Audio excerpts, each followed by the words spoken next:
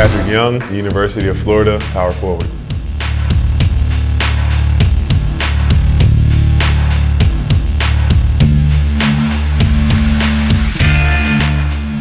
Patric Young, good to see you. Welcome to Campus Insiders, University of Florida, two-time SEC all-academic selection, and perhaps most importantly, the captain of my 2013-14 all-glue team. All-glue team, yeah, that's right. You know, we talked, Patric, when I made that decision, and I was struck by the evolution of not only your game, but your approach to the game of basketball. You came out of high school very highly recruited, McDonald's high school All-American. You went to Florida figuring you'll just keep scoring 20 a game, and didn't quite pan out for you at the beginning. How hard of an adjustment was that for you to morph from being this all-star recruit to being a glue guy? Well, I had to realize that there's a lot of work I'm going to have to put into, first of all, earn Coach Donovan's trust and his confidence in me to actually even put me on the court. Of course, it was nice, the things that I've done before, but as far as he was concerned, I haven't done a thing yet to deserve even being on the court.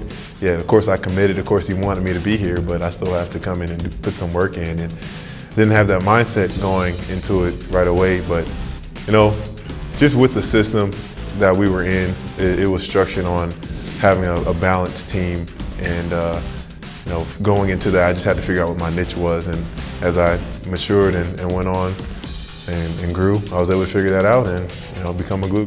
I mean, you're obviously you're very intelligent. You got, you know, great head on your shoulders. Yet, because of all the hype that was given to you and all the attention and the labels and being a McDonald's All-American, it can mess with a guy's head. Can you see how, you know, people who maybe are not as mature as you are, frankly, and as thoughtful as you are going through that process, how that can really ruin a lot of players? I'm sure you've seen plenty of examples of guys who were ruined by too much success early in their life. Right. Yeah, I think the intentions of giving guys all this, the hype and seeing the potential in them is not to put this expectation level and all that on them, but that's what happens. It's what comes with the territory of having this great skill and talent and what people see. You know, Jabari, Andrew Wiggins, those guys, everyone sees what they can do, so that every single game they were expected to play well. And, you know, if they didn't, oh man, this guy's not this, he's not that. And you know, I have seen a lot of guys that from my class at McDonald's All-American that aren't even playing college basketball, aren't even playing basketball anymore. So, you know, they rush out of college, they rush into the NBA, because a guy like you, if you've stayed 4 years, it's almost like a failure, right? I mean, I'm here right now, so I'm still doing what I love. So this is my life. You know, no one else can live what I want to do for me. So when I'm done, I'm thinking about the future. I'm thinking about when I'm done playing basketball. You know, hopefully I can be in your chair one of these days, or who knows where I could be. Well, I wouldn't doubt it. And you've also talked about maybe even joining the ministry. Is that something you're still thinking about? Yeah. I would love to travel and spread God's word. You know, I think it's most important for me in whatever platform I am, just to use that and use my life in a way that is glorifying Christ, and my actions, the way I treat people, my passion on the court, and hopefully, you know, it's not necessarily all the words that I say, but just the actions and the way that I carry myself. Hopefully I can do that. I know that you're looking forward to the NBA draft, and I want to talk about that, but let's just take one last look back at the season. You guys went to the NCAA tournament. Everybody knows the number one team in the country, hadn't lost a game all season long when you were at full strength, the number one overall seed in the NCAA tournament. You had a great year, you got to the Final Four, and you ran into a hot team. How hard has it been for you to process what happened that night against UConn? Well, you know, I hate to say it, but I was just really happy that Kentucky didn't win it all, because we beat them 3 times in the year. And, that's fair enough. And it would have been like a kick in the mouth if they were able to win it all again. But I was happy. You know, I love Coach Ollie. He's a great coach, and you know, they deserved it. They were hot. Shabazz and Boatwright and Daniels, they were playing. Did you watch the championship game, or were you shut? I watched the second half of it. Okay. Yeah, I mean, they deserved it. I wish we could have just given them a lot better fight. I think we started the game off great, but I could just feel it. You know, I know a team that's in that position in the Final Four is not going to lay down. They're going to come back and fight, and we weren't able to handle that. All right, well, let's talk about this process moving forward. So your season ends, and now you make that pivot and you're thinking about preparing for the draft and preparing for the league. What do? You got to find an agent, you got to get into shape. Take me into that process a little bit. You got to get away from it first. That's the number one thing. You got to go fishing. That's what I did. I went fishing. I finished up school strong. I relaxed. I played some video games, and then got right back into it.